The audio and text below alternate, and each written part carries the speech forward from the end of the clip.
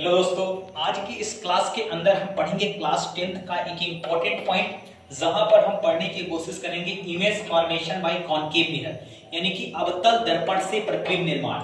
अवतल दर्पण से प्रतिबिंब निर्माण के 6 केसेस होते हैं, 6 केसेस होते हैं, और ये 6 के 6 केसेस पेपर के पॉइंट ऑफ व्यू से काफी इंपॉर्टेंट है। तो इन 6 केस को आप ध्यान से देखिएगा, इन कॉन्सेप्ट को नोट कीजिएगा और बहुत बेहतर तरीके से समझने की कोशिश कीजिएगा। तो सबसे पहले हम image formation by concave mirror अवतल दर्पण से प्रतिबिंब निर्माण का पहला केस लेते हैं। यदि मान लीजिए पहले केस में अंदर हम बिंब को अनंत पर रखते हैं, तो जब हम बिंब को अनंत पर रखते हैं तो देखते हैं कि किस प्रकार से उसका प्रतिबिंब बनता है, उसका प्रतिबिंब कहां बनता है, तो उसका प्रतिबिंब कैसे बनता है। ठीक है, तो मान लीजिए कि हमने बिंब को कहां रखा, अनंत पर। अब जब हम बिंब को अनंत पर रखेंगे तो हमें बिंब दिखाई ही नहीं देगा। अगर हमें बिंब दिखाई नहीं देगा तो हम इसको समझने की कोशिश कर रहे हैं कि हमने सबसे पहले किसी भी कहीं पर भी प्रतिबिंब बनाने के लिए हमें एटलीस्ट 2 किरणों को पास कराना होगा। प्रतिबिंब निर्माण के लिए हमें 2 किरणें चाहिए। तो पहली किरण हमने लिया मुख्य अक्ष के समांतर।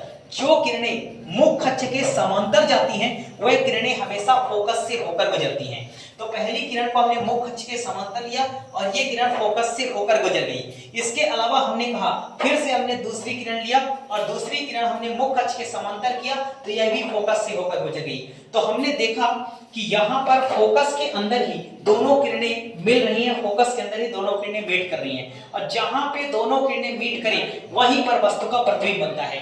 तो इन किरणों को अगर हम जबरदस्ती मिलाते तो ये बना हुआ प्रतिबिंब आभासी प्रतिबिंब होता, लेकिन इन किरणों को हमने जबरदस्ती नहीं मिलाया है, ये किरणें अपने आप मिली हैं, तो ये प्रतिबिंब वास्तविक प्रतिबिंब होगा। ठीक है, तो चलिए हमने देखा सबसे पहला पॉइंट, प्रतिबिंब कहां बन रहा है, एफ पर बन रहा है, फोकस पर बन रहा है। दूसरा देखिए प्रतिबिंब कितना छोटा है, तो प्रतिबिंब बिंदु आकार का बन रहा है। और तीसरी इंपॉर्टेंट चीज, प्रतिबिंब वास्तविक है, ये किरणें अपने आप मिली हैं, और जब किरणें अपने आप मिल जाए तो वास्तविक प्रतिबिंब बनता है। और देखिए यहाँ पर ये रहा नंबर 1, तो ये रहा नंबर 1, ये रहा नंबर 2, यानी प्रतिबिंब कैसा बन रहा है, प्रतिबिंब उल्टा बन रहा है। ठीक है, इसके अलावा दूसरा पॉइंट देखिए, जब हमने बिंब को रखा, वस्तु को रखा सी से परे, जब हम वस्तु को सी से परे रखते हैं तो ध्यान रखिए वस्तु को सी से परे रखने पर इसका प्रतिबिंब बनेगा सी और एफ के मध्य में। ठीक है, पहली किरण को आप ले जाइए मुख्य अक्ष के समांतर, फोकस से होकर जाएगी। दूसरी किरण को आप सी से लेकर जाएंगे तो इसी मार्ग पर वापस लौट जाएगी। तो देखिए सी और एफ के मध्य इसका प्रतिबिंब बन रहा है। दूसरी चीज, इसका प्रतिबिंब बिंब से छोटा बन रहा है, और तीसरी इंपॉर्टेंट चीज, इसका प्रतिबिंब वास्तविक तथा उल्टा है। ठीक है, इसके अलावा तीसरी चीज देखिए, जब आप इस बार हमने बिंब को सी पर रखा है, पिछली बार हमने सी से परे रखा था, इस बार सी पर रखा है। जब हम बिंब को सी पर रखते हैं तो फिर से प्रतिबिंब बनाने के लिए पहली किरण मुख्य अक्ष के समांतर लेकर जाती है, फोकस से होकर जाती है। दूसरी किरण को हम फिर से सी, सेंटर ऑफ कर्वेचर से लेकर जाते हैं। जब इसको हम सेंटर ऑफ कर्वेचर से लेकर जाएंगे तो उसी मान पर वापस लौट जाएगी, या फिर हम इसको पी से लेकर जा सकते हैं। तो ये किरण अगर हम पी से लेकर जाएंगे तो ये डेफिनेटली उतने जितने एंगल पर आएगी उतने ही एंगल पर ये क्या होगी, मुड़ जाएगी।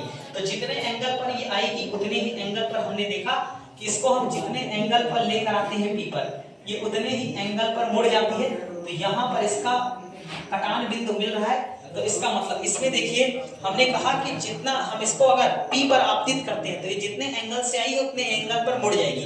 तो इसका मतलब इसका प्रतिबिंब देखिए C पर बन रहा है, C पर ही बन रहा है, और बिंब के बराबर बन रहा है, और इसका प्रतिबिंब वास्तविक तथा उल्टा है। ये किरणें अपने आप मिली हैं, जहां पर किरणें अपने आप मिलती हैं वहां पर वास्तविक प्रतिबिंब बनता है। ठीक है, चौथा इंपॉर्टेंट पॉइंट है, जब बिंब को सी और एफ के मध्य हम रखते हैं, तो जब हम बिंब को सी और एफ के मध्य रखते हैं तो देखिए बिंब को सी और एफ के मध्य रखेंगे तो हम सबसे पहले मुख्य अक्ष के समांतर एक किरण लेकर जाएंगे, फोकस से होकर जाएगी वही रूट। फिर हम इसको क्या करेंगे, फिर हम इसको देखेंगे कि हम इसको इस बार फिर से हम इसको P पर पास करते हैं, P पर आपतित करेंगे। तो ये P पर आपतित होगी तो इतने ही एंगल पर मुड़ जाएगी। तो इसका मतलब इसका प्रतिबिंब बनेगा C से परे, C से परे इसका प्रतिबिंब बनेगा, बिंब से बड़ा बनेगा, वास्तविक तथा उल्टा होगा। ठीक है, ये किरणें अपने आप मिली हैं तो वास्तविक तथा उल्टा प्रतिबिंब। इसके बाद फिफ्थ पॉइंट लिखें, बिंब F पर। तो जब हम वस्तु को बिंब F पर फोकस पर रखते हैं तो हम देखते हैं पहली किरण को मुख्य अक्ष के समांतर लेकर जाते हैं, फोकस से होकर जाती है। दूसरी किरण को P पर आपतित करते हैं तो जितने एंगल पर आएगी उतने एंगल पर वापस लौट जाएगी। तो ये यहाँ आगे चलती हुई चली जा रही है, तो इसका प्रतिबिंब बनेगा अनंत पर, और इसका प्रतिबिंब बनेगा अत्यंत विवर्धित बड़ा, और इसका प्रतिबिंब बनेगा वास्तविक तथा उल्टा। कहीं ना कहीं जाकर ये किरणें मिल जाएगी। लास्ट पॉइंट है, लास्ट केस है, 6 नंबर का केस है, बिंब को F और P के मध्य रखते हैं। तो जब हम बिंब को F और P के मध्य रखते हैं तो पहली किरण मुख्य अक्ष के समांतर लेकर जाते हैं, फोकस से होकर जाती है। दूसरी किरण को P पर आपतित करते हैं, जितने एंगल पर आई उतने ही एंगल पर वापस चली गई। अब देखिए ये किरणें आपस जाकर, ये दूर जाकर कहीं नहीं मिलने वाली, तो इन किरणों को हमने जबरदस्ती पीछे की तरफ प्लॉट किया, पीछे की तरफ मिला, एक्स्ट्रा बढ़ाया, तो ये इसका प्रतिबिंब बन गया। तो ये बहुत स्पेशल केस है और ये इंपॉर्टेंट केस भी है, क्योंकि इसका कारण है ये एक ही ऐसा प्रतिबिंब है जहां पर प्रतिबिंब बनता है आभासी तथा सीधा। तो देखिए आप इजीली देख पा रहे होंगे प्रतिबिंब बन रहा दर्पण के पीछे, और प्रतिबिंब देखिए बिंब से बड़ा है, और तीसरी इंपॉर्टेंट चीज ये प्रतिबिंब आभासी तथा सीधा है। ठीक है, तो ये रहे अवतल दर्पण के 6 केस। अब हम समझने की कोशिश करते हैं उत्तल दर्पण के 2 केस। उत्तल दर्पण में 2 ही केस होते हैं। पहले केस के अंदर हमने पस्त को अनंत पर रखा है। जब हमने पस्त को अनंत पर रखा तो एक किरण यहाँ से आती है और ये फिर यहाँ से डाइवर्स हो जाती है, और ये किरण बाद में फोकस बिंदु पर आती हुई प्रतीत होती है। ठीक है, उत्तल दर्पण में फिर एक किरण आया प्रतिबिंब में निर्माण के लिए हम एटलीस्ट 2 किरणें देख सकते हैं, और ये फिर फोकस पर आकर मिल गई, फोकस पर जाती हुई प्रतीत हुई, तो यहाँ पर इसका इमेज बन गया। ठीक है, तो हमने देखा कि स्थिति, प्रतिबिंब की स्थिति कहाँ है, प्रतिबिंब कहाँ बन रहा है, फोकस पर, और इसका आकार कैसा है, बिंदु आकार, और प्रतिबिंब की प्रकृति कैसी है, आभासी तथा सीधा।